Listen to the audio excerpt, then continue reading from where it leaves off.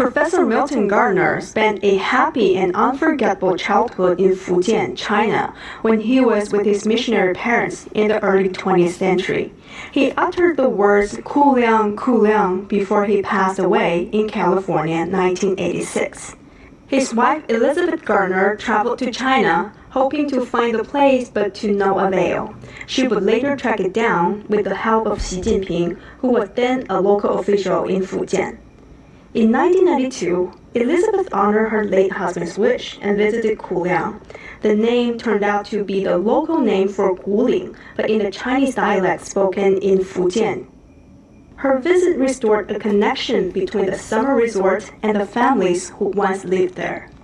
30 years later, these families gathered in New England, here in the United States, to celebrate and share their special bonds and memories in the name of Kuliang, which many of their ancestors considered home.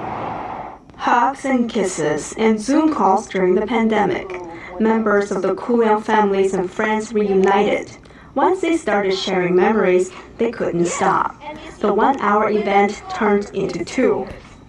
In the old days, they discovered more connections by sharing their stories and going through old postmarked documents, a painstaking process.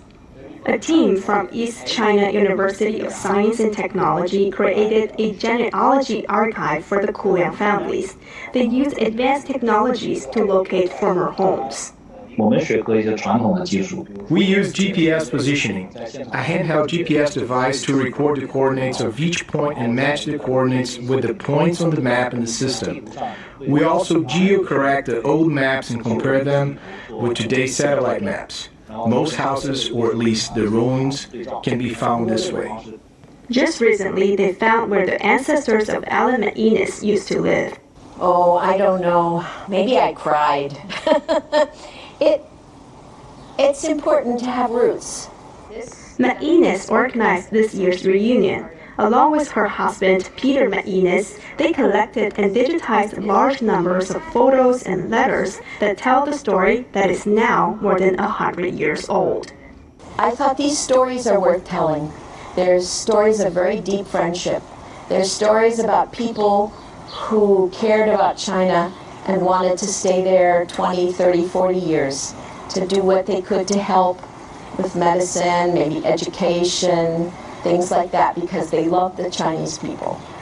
Chinese President Xi Jinping once said that the friendship between peoples is an important foundation on which to build bilateral ties between nations.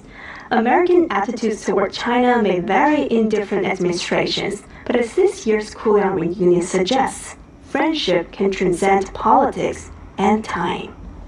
In our work, we have had extensive contact with American people. We are strongly impressed by the deep roots of the cause of the friendship. By participating in this event, I do think that the China-US friendship is embodied in the historical legacy, in our common memory, and in the stories of the ordinary people.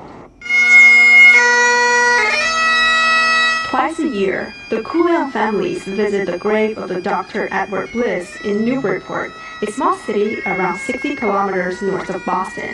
Dr. Bliss provided general care for local farmers and children during his 40 years in China. There are countless stories like this among the Kuliang families, whose spirit of peace, friendship, and love set an example of what China-US relations could be. We help them find their childhood homes, and they're also helping us find our lost memories, which have been brought back to China through the Root Seeking Project. We are not like the old days. You had the foreigners and then the Chinese. We are one group. We work as one. And this is an improvement from years past. We are the Kuliang family.